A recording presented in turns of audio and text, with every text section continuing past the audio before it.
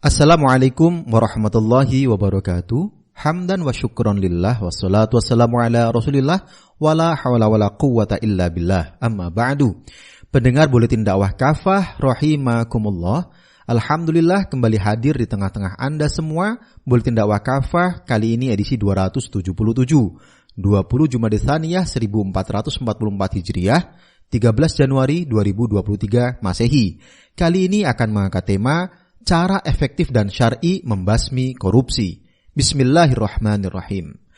Dari tahun ke tahun, korupsi di Indonesia kian menunjukkan peningkatan, baik dari segi jumlah kasus, tersangka, maupun potensi kerugian negaranya. Jaksa Agung Muda Tindak Pidana Khusus Jampitsus Kejaksaan Agung Kejagung Febri Adriansyah memaparkan capaian kinerja jajarannya di sepanjang tahun 2022. Dari hasil penanganan perkara korupsi yang ditangani, tercatat kerugian negara dan perekonomian negara mencapai 144,2 triliun rupiah. Dikutip dari merdeka.com 7 Januari 2023. Pendengar rahimakumullah, demokrasi menyuburkan korupsi. Menko Polhukam Mahfud MD mengatakan, korupsi lahir dari banyak politisi yang dipilih lewat proses secara demokratis. Menurut dia, hal ini menjadi contoh bahwa demokrasi tak selalu mendukung lahirnya tata kelola yang baik. Dia kemudian merinci penjelasan di atas dengan perjalanan demokrasi di Indonesia. Mula-mula, kata Mahfud, saat NKRI berdiri pada 1945, telah disepakati demokrasi sebagai sistem pemerintahan. Ketika pemerintahan bermasalah, politik bermasalah, pilihannya selalu demokrasi. Pada 1945, tiba-tiba lahir demokrasi parlementer, demokrasi liberal dengan sistem parlementer. Pada 1959, karena demokrasi liberal bermasalah, lahir demokrasi terpimpin. Pada 1966, lahir demokrasi Pancasila, ungkap Mahfud. Kemudian, kata Mahfud, reformasi 1998 melahirkan demokrasi agar tata kelola pemerintahan ini menjadi baik, terhindar dari korupsi, kolusi dan nepotisme atau KKN. Merujuk dari sejarah panjang tersebut, bangsa Indonesia selalu memilih demokrasi sebagai jalan keluar jika ada persoalan dalam pemerintahan. Dikutip dari kompas.com 10 Januari 2023. Faktanya, demokrasi pada era reformasi malah makin subur dan menjadi-jadi. Transparansi Internasional Indonesia atau TII, sebagaimana dikutip detik.com, memaparkan hasil survei terkait korupsi di Indonesia.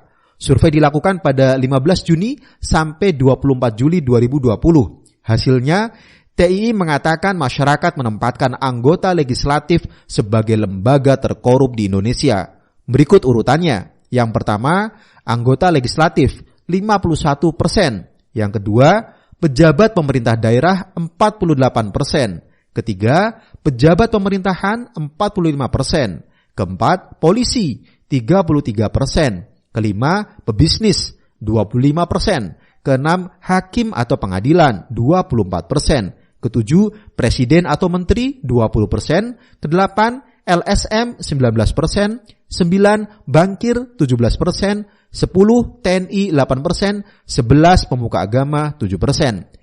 Ini artinya pilihan atas sistem demokrasi bukanlah jalan keluar dan solusi bagi aneka persoalan yang ada, terutama korupsi. Demokrasi yang notabene lahir dari sekularisme atau pemisahan agama dari kehidupan justru menjadi biang atau akar segala persoalan yang ada, termasuk korupsi. Alhasil, selama demokrasi bercokol di negeri ini, korupsi tak akan pernah berhenti, bahkan makin menjadi-jadi sebagaimana saat ini. Pendengar rahimakumullah, solusi hakiki. Dalam Islam, kepemimpinan dan kekuasaan adalah amanah. Tanggung jawabnya tak hanya di hadapan manusia di dunia, tetapi juga di hadapan Allah SWT di akhirat kelak. Karena itu, sistem Islam yang disandarkan pada akidah Islam memberikan solusi yang tak hanya muncul ketika ada masalah. Sistem Islam mencegah sedari dini manusia untuk memiliki niat korupsi di awal. Pada titik inilah, Islam memberikan solusi secara sistematis dan ideologis terkait pemberantasan korupsi. Dalam Islam, ada sejumlah langkah dalam memberantas bahkan mencegah korupsi. Antara lain, pertama, penerapan ideologi Islam. Penerapan ideologi Islam meniscayakan penerapan syariah Islam secara kafah dalam segala aspek kehidupan, termasuk dalam hal kepemimpinan. Karena itu dalam Islam, pemimpin negara atau khalifah misalnya diangkat untuk menjalankan pemerintahan sesuai dengan Al-Quran dan As-Sunnah. Begitupun pejabat lainnya, mereka diangkat untuk menerapkan dan melaksanakan syariah Islam. Yang kedua, pemilihan penguasa dan para pejabat yang bertakwa dan zuhud. Dalam pengangkatan pejabat atau pegawai negara, khilafah menetapkan syarat takwa sebagai ketentuan, selain syarat profesionalitas. Ketakwaan menjadi kontrol awal sebagai penangkal berbuat maksiat dan tercela. Ketakwaan akan menjadikan seorang pejabat dalam melaksanakan tugasnya selalu merasa diawasi oleh Allah Subhanahu wa taala. Ketika takwa dibalut dengan zuhud, yakni memandang rendah dunia dan qanaah dengan pemberian Allah Subhanahu wa taala, maka pejabat atau pegawai negara betul-betul amanah. Sebabnya, bagi mereka dunia bukanlah tujuan. Tujuan mereka hidup di dunia adalah demi meraih ridho Allah Subhanahu wa taala. Karena itu, mereka paham betul bahwa menjadi pemimpin, pejabat, atau pegawai negara hanyalah sarana untuk mewujudkan izul Islam wal muslimin, bukan demi kepentingan materi atau memperkaya diri dan kelompoknya. Ketiga, pelaksanaan politik secara syar'i. Dalam Islam, politik itu intinya adalah riayah syariah, yakni bagaimana mengurusi rakyat dengan sepenuh hati dan jiwa sesuai dengan tuntunan syariah Islam. Bukan politik yang tunduk pada kepentingan oligarki, pemilik modal, atau elit rakus. Keempat, penerapan sanksi tegas yang berefek jera. Dalam Islam, sanksi tegas diberlakukan demi memberikan efek jera dan juga pencegah kasus serupa muncul berulang. Hukuman tegas tersebut bisa dalam bentuk publikasi, stigmatisasi, peringatan, penyitaan harta, pengasingan, cambuk hingga hukuman mati. Pendengar rahimakumullah, teladan Rasulullah Shallallahu Alaihi Wasallam dan para khalifah. Dalam Islam, keimanan dan ketakwaan penguasa dan para pejabat tentu penting. Namun, sistem yang menjaga mereka agar tidak melenceng itu jauh lebih penting. Tidak ada yang meragukan keimanan sahabat Mu'adz bin Jabal radhiyallahu an. Namun Rasulullah Shallallahu Alaihi Wasallam tetap menasihati dirinya. Bahkan ketika ia diutus ke Yaman dan sudah melakukan perjalanan, Rasulullah Shallallahu Alaihi Wasallam memerintahkan seseorang untuk memanggil dia kembali. Ketika Mu'adz radhiyallahu an kembali, beliau bersabda, "Atadri lima ba'astu ilaik? La tusibanna syai'an bi ghairi idzni fa innahu khulul. Wa may yaghlul ya'ti bima ghalla yaumal qiyamah. Lihada da'autuk famdi li'amalik." Tahukah kamu, mengapa aku mengirim orang untuk menyusul dirimu? Janganlah kamu mengambil sesuatu tanpa izinku karena hal itu adalah ghulul atau khianat. Siapa saja yang berbuat ghulul, pada hari kiamat ia akan datang membawa apa yang dia khianati itu. Sebagaimana dalam Quran Surah Al-Imran ayat 61. Karena inilah aku memanggil dirimu. Sekarang pergilah untuk melakukan tugasmu. Hadis riwayat At-Tirmidzi. Selain itu adalah keteladanan. Rasulullah Shallallahu Alaihi Wasallam walaupun memegang banyak harta negara, hidup sederhana. Beliau misalnya biasa tidur di atas selembar tikar yang kasar yang meninggalkan bekas pada tubuh beliau. Ketika Ibnu Mas'ud radhiyallahu anhu menawarkan untuk membuatkan kasur yang empuk, beliau berkata, "Mali walid dunya ma ana fid dunya illa qaraqibin istadalla tahta syajaratin thumma roha wa tarakaha." Tidak ada urusan kecintaanku dengan dunia. Aku di dunia ini tidak lain hanyalah seperti seorang pengendara yang bernaung di bawah pohon, lalu beristirahat, kemudian meninggalkannya. Hadis riwayat At-Tirmidzi. Setelah Rasulullah Shallallahu Alaihi Wasallam pengganti beliau dalam urusan pemerintahan, yakni Khalifah Abu Bakar radhiyallahu an, hanya mengambil sekadarnya saja harta dari Baitul Mal untuk memenuhi kebutuhan hidupnya dan keluarganya sehari-hari. Menjelang wafat, beliau berwasiat agar mengembalikan harta dari Baitul Mal itu jika ada kelebihannya. Pengganti beliau, Khalifah Umar radhiyallahu an, juga hidup sederhana. Khalifah Umar radhiyallahu an pernah meminta masukan kepada Salman Al-Farisi. Apa kira-kira kekurangan beliau dalam pandangan masyarakat? Salman menolak, tetapi Khalifah Umar mendesak. Akhirnya, Salman berkata bahwa ada masyarakat yang menggunjingkan Umar yang sering mengumpulkan 2 macam lauk dalam satu hidangan makan.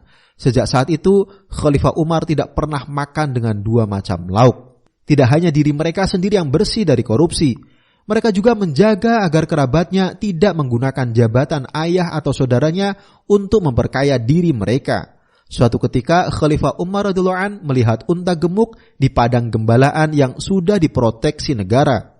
Ketika dia tahu bahwa itu unta anaknya, beliau menyuruh anaknya untuk menjual unta tersebut. Modal pokok untuk membeli unta tersebut diberikan kepada anaknya. Laba penjualannya dimasukkan ke dalam baitul mal kaum muslim. Pejabat juga dituntut untuk menjaga harta rakyat. Tidak boleh ada yang hilang atau tersia-sia. Khalifah Umar radhiyallahu an pernah mengejar unta zakat yang lepas, lalu ditegur oleh Imam Ali radhiyallahu an. Khalifah Umar menjawab, "Jangan engkau mencelaku wahai Abul Hasan. Demi Tuhan yang telah mengutus Muhammad sallallahu alaihi wasallam dengan kenabian, andaikan ada anak domba atau zakat hilang di tepi sungai Ufrat, pasti Umar akan dihukum karena hal tersebut pada hari kiamat. Tiada kehormatan bagi seorang penguasa yang menghilangkan hak kaum muslim." Dikutip dari As-Samarqandi dalam kitab Tanbihul Ghafilin halaman 383 sampai 384. Jika Khalifah Umar radhiyallahu an mendapati kekayaan seorang wali atau amil atau kepala daerah bertambah secara tidak wajar, beliau meminta pejabat tersebut menjelaskan asal-usul harta tambahan tak wajar tersebut. Jika penjelasannya tidak memuaskan, kelebihannya disita atau dibagi dua, separuhnya diserahkan ke Baitul Mal. Hal ini pernah beliau lakukan kepada Abu Hurairah, Utbah bin Abu Sufyan, juga Amr bin As.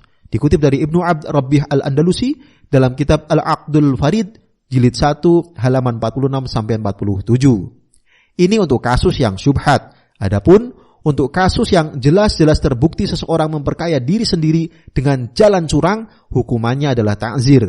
Bisa disita hartanya, dicambuk, dipenjara atau bahkan dihukum mati, bergantung pada efek kerusakan yang ditimbulkan korupsi tersebut. Pendengar rahimakumullah, alhasil penerapan syariah Islam akan efektif dalam memberantas korupsi. Upaya ini membutuhkan kesungguhan dan komitmen semua pihak untuk segera mewujudkan sistem pemerintahan Islam yang akan menerapkan syariah Islam secara kafah. Wallahu a'lam bishawab. Demikian materi Buletin Dakwah Kafah edisi 277. Cara efektif dan syar'i membasmi korupsi. Terima kasih. Wassalamualaikum warahmatullahi wabarakatuh.